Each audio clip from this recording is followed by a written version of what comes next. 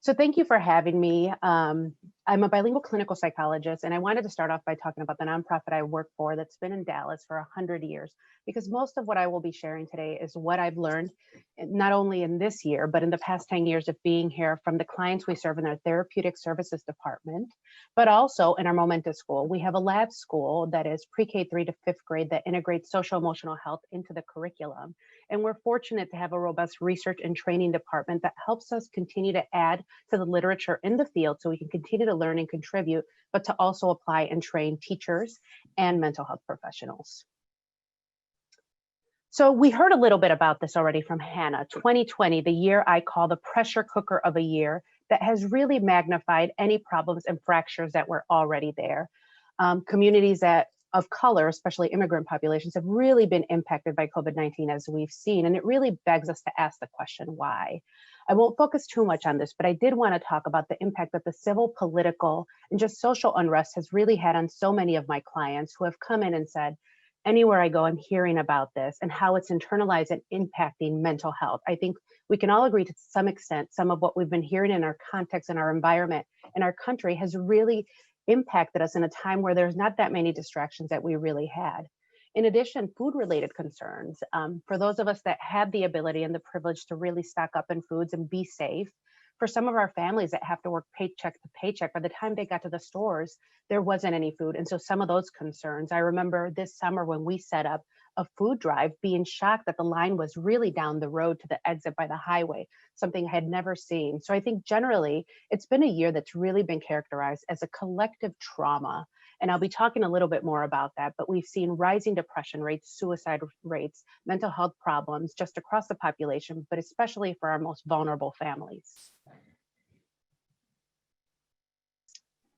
This was covered a little bit as well, but these are the top 5 if I had to boil them down, and also the CDC backed this up in terms of how has COVID-19 impacted immigrants and refugees. As we heard, essential workers, by and far, they are represented in this community, and I think this summer you couldn't turn on the news without hearing how workers in factories, meat processing plants, and farm laborers were really being impacted because safety procedures were more difficult to put in place.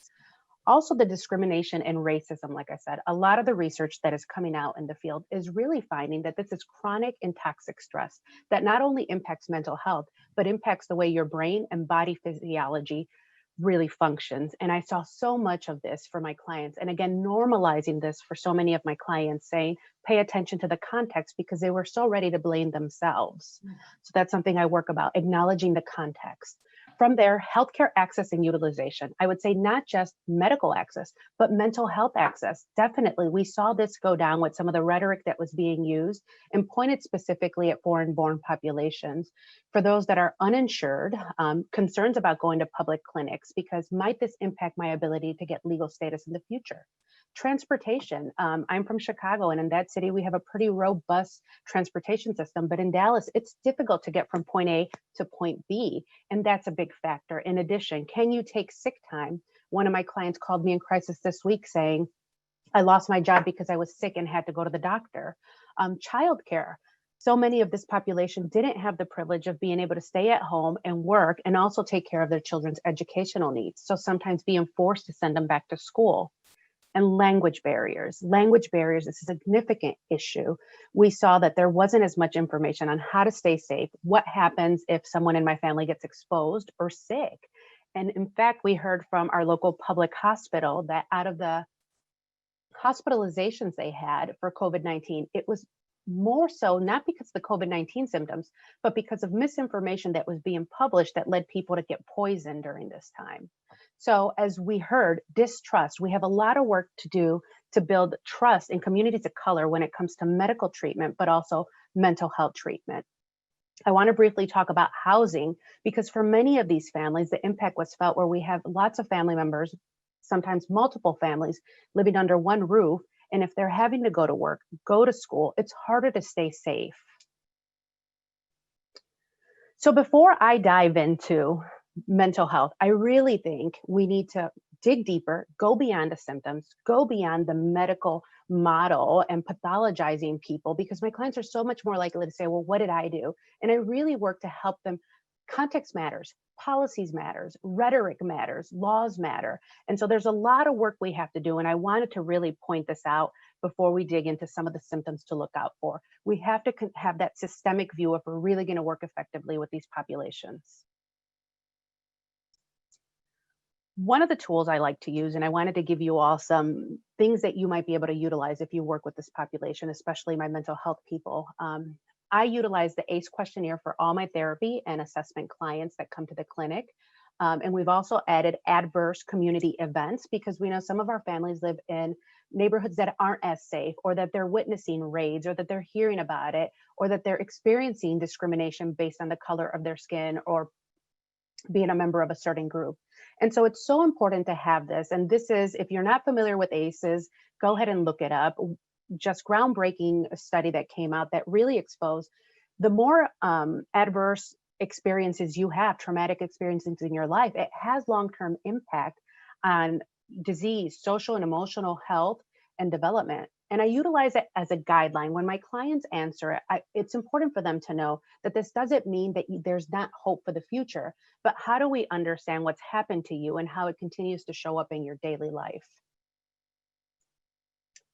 So let's dive into the mental health considerations. If anything you remember from anything I've said today, I would say safe relationships are key. It's the number one thing that you should focus on, because once you have that safe relationship and the trust, your client will adhere more to kind of whatever you're intervening with them, to treatment recommendations, and to actually being in connection. Cultural competence and humility, that's a significant one. Cultural competency is something I grew up with when I was in graduate school, but I really like this concept of cultural humility because it talks about, it's a lifelong process. We are never done. Whereas competency, it's like, I've arrived. No, humility is you continue to see how the context change, continue to learn about the person's culture and how it intersects with your own culture. And so it pushes us to be ongoing learners. I believe that if you're going to work with this population, you have to be very well versed in trauma work, and that's a specialty area of practice. And when I talk about trauma, I talk about PTSD, grief, and the intersection of other disorders and presentations. We want to be able to know, what does trauma look like across developmental stages, and what are the possible long-term effects? Also being versed on physiology and how trauma impacts the development of the brain and the rest of the body, because we know that they're not separate. They're really integrated and work together. Working in contextual systemic frameworks is absolutely necessary. Like I pointed out, you have to consider the context to really understand an individual. And having that strengths-based perspective, oftentimes mental health has really looked at it from a deficits-based model, but I think it's critical to really lean in on the strengths and really resourcefulness of the people we work with. Apart from that, understanding the migration narrative. And in order to truly understand that migration narrative, it's so important that we have this posture of curiosity, whereas the client is the expert and we are learning about them and really empowering the client to feel that they are the expert, and it helps them participate in treatment. And so I really focus on understanding the individual story. One thing I may not have mentioned is, as I'm talking about this today, please recognize that there is a tremendous amount of diversity within this group of people. Specifically, if you're thinking about geographical areas you're working in, and then the agencies you're working in as well.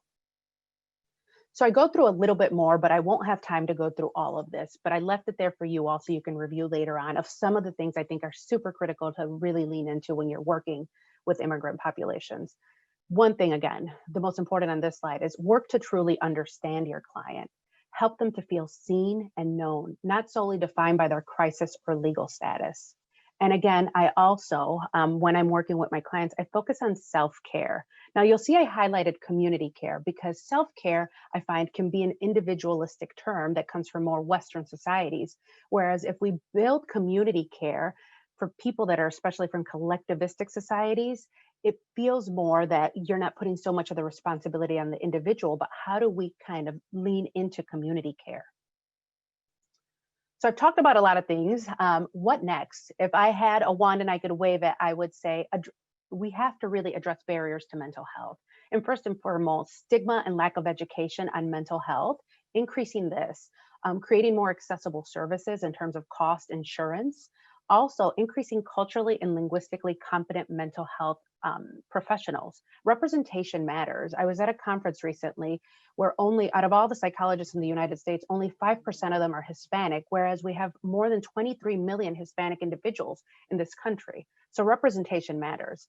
Also, mental health professionals embedded in communities, being in schools, places of worship, community centers, medical providers, so that we are more accessible.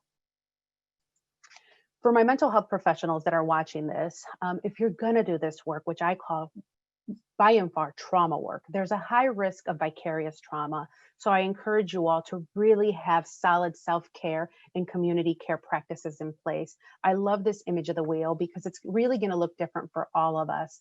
And I want you all to stay in this work because it's mission-driven work, and also take good care of yourselves. So.